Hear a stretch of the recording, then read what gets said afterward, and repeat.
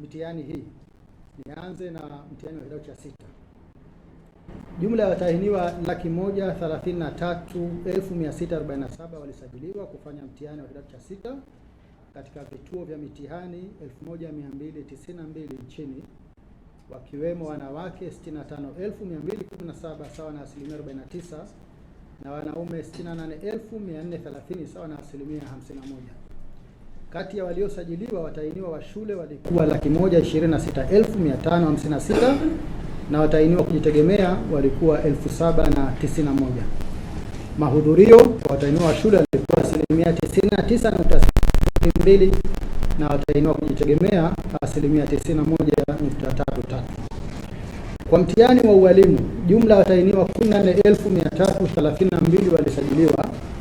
Kati yao 1,544 walifanya mtihani wa marudio kwa mtaala wa zamani, ambapo watahiniwa wanne walifanya mtihani wa ualimu daraja A na watahiniwa 1,540 walifanya mtihani wa stashahada ya ualimu wa sekondari.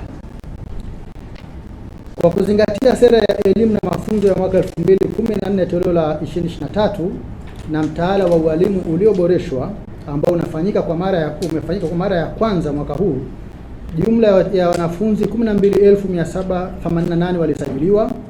Kati yao watahiniwa 10,672 stashahada ya ualimu elimu msingi, watahiniwa 1,380 stashahada ya ualimu elimu ya awali na 736 stashahada ya ualimu elimu maalum. Mahudhurio katika mtihani wa ualimu yalikuwa asilimia 97.7. Niongelee kuhusu matokeo. Kuhusu matokeo kwa mtihani wa kidato cha sita, takwimu zinaonyesha kuwa ufaulu kwa watahiniwa wa shule ni asilimia 99.92, ambapo watahiniwa 125,056 kati ya 125,320 wenye matokeo wamefaulu kwa kupata madaraja ya kwanza, la pili, la tatu na la nne. Mwaka 25 watahiniwa 125,779 sawa na asilimia 99.95 ya watahiniwa wa shule walifaulu, na mwaka 24 watahiniwa 103,252 sawa na asilimia 99.92 walifaulu. Kwa upande wa watahiniwa kujitegemea, idadi ya waliofaulu ni 6,112 sawa na asilimia 94.5. Kuhusu ubora wa ufaulu, jumla ya watahiniwa 124,603 sawa na asilimia 99.56 wamepata division 1, 2 na 3. Mwaka 25 waliopata division 1, 2 na 3 walikuwa 125,375 sawa na asilimia 99.62. Mwaka 24 walikuwa 102,719 sawa na asilimia 99.4, na mwaka 23 walikuwa 95,442 sawa na asilimia 99.3. Hivyo ubora wa ufaulu kwa mtihani wa kidato cha sita umeendelea kuwa zaidi ya asilimia 99 kwa miaka minne mfululizo. Idadi ya watahiniwa waliopata daraja la kwanza mwaka 26 ni 67,696 sawa na asilimia 54.1 ya watahiniwa wote, ikiwa ni ongezeko la asilimia 5.52 ikilinganishwa na mwaka 25 ambapo watahiniwa waliopata daraja la kwanza walikuwa 61,120 sawa na asilimia 48.6.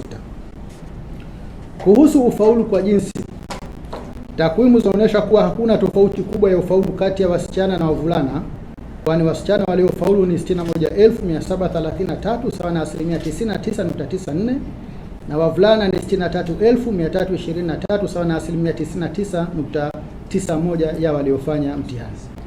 Aidha, hakuna tofauti kubwa ya ubora wa ufaulu kati ya wavulana na wasichana, kwani waliofaulu kwa madaraja ya kwanza, la pili na la tatu ni 99.6 asilimia kwa wasichana na 99.53 asilimia kwa wavulana. Kuhusu ufaulu kwa tahasusi, takwimu zinaonyesha kuwa waliofaulu kwa kupata division 1 na 2 kwa tahasusi za lugha, sayansi jamii, biashara na uchumi ni zaidi ya asilimia 95, ambapo tahasusi za lugha ni asilimia 95.25, sayansi jamii ni asilimia 97.17, biashara na uchumi ni 95.93 asilimia.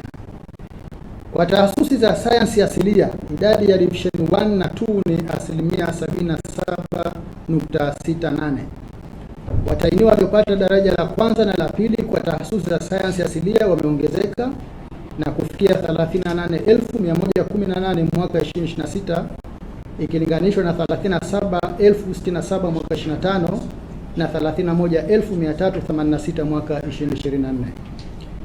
Kwa tahasusi za sayansi asilia, idadi ya waliopata division 1 na 2 ni 8,757 sawa na 82.01 kwa PCM, 15,285 sawa na 76.36 kwa PCB, 10,880 sawa na 76.67 kwa CBG, 1,412 sawa na 88.47 kwa PGM na 847 sawa na 76.93 kwa tahasusi ya PMC.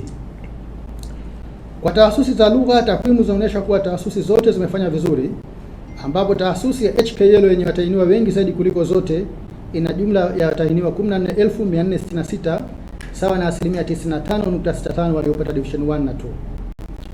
Kwa tahasusi za biashara na uchumi, takwimu zinaonyesha kuwa tahasusi zote zimefanya vizuri, ambapo watahiniwa waliopata division 1 na 2 ni 1,837 sawa na 93.87 kwa tahasusi ya EKA, 6,788 sawa na 94.27 kwa EGM na 8,205 sawa na 96.35 kwa HGE.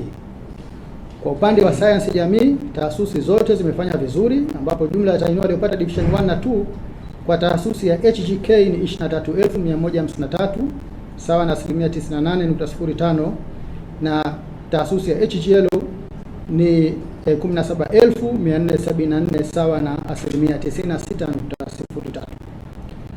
Kuhusu ufaulu wa shule katika makundi ya umahiri, kati ya shule zote 1,064 zenye matokeo ya mtihani wa kidato cha 6 mwaka 2026, jumla ya shule 757 sawa na 71.15 zimepata wastani wa daraja C, yaani alama kati ya 60 mpaka 69.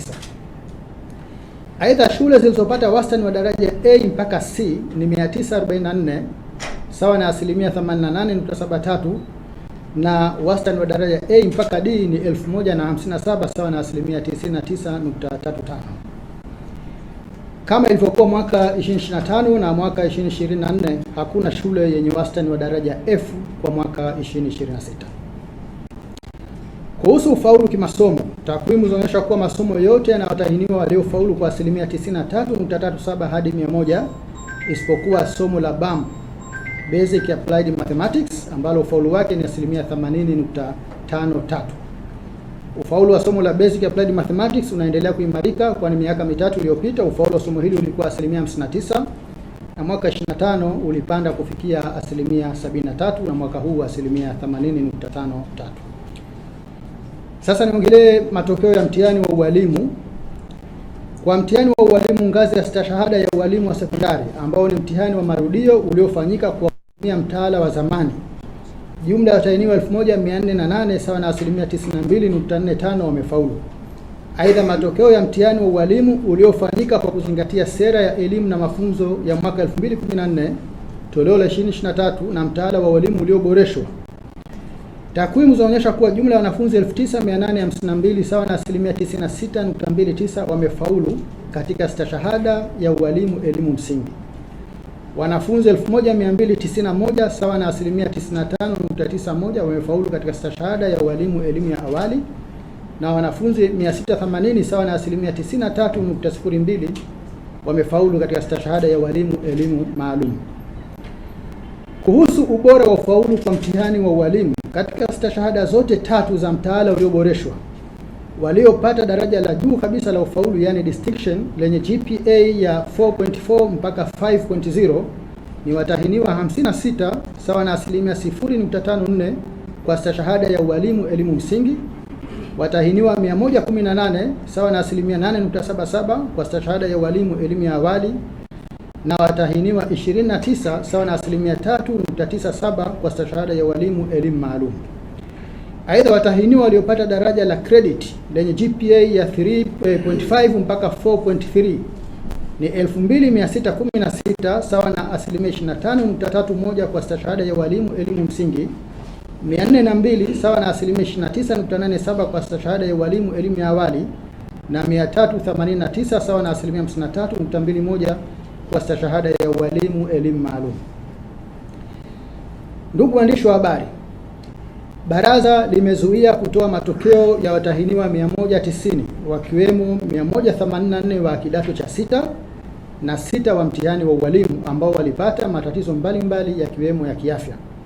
Watahiniwa husika wamepewa fursa ya kufanya mtihani mwaka 2027 kwa mujibu wa kifungu cha 32 kifungu kidogo cha kwanza cha kanuni za mtihani. Baraza limefuta matokeo ya watahiniwa 58 wakiwemo 44 wa mtihani wa kidato cha 6 na 14 wa mtihani wa ualimu ambao walibainika kufanya udanganyifu.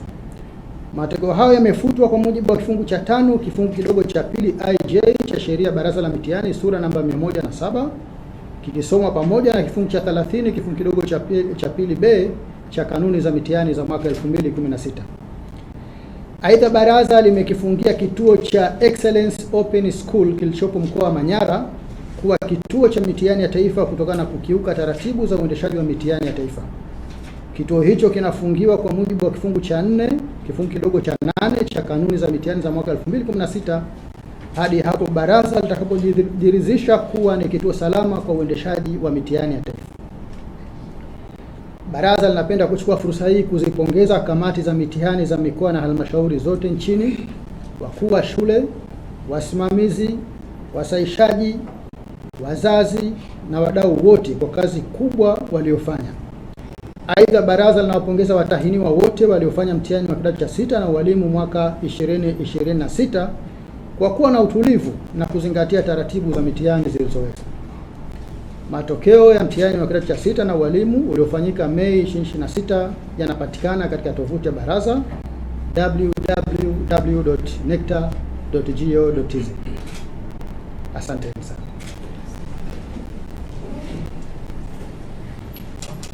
Nichukue fursa hii kumshukuru sana katibu mtendaji Profesa Said Al-Mohamed kwa taarifa hiyo, na niwakaribisha waandishi wa habari kama kuna yote mwenye swali, taji jina lako kamili, chombo cha habari na kuuliza swali. Karibu sana.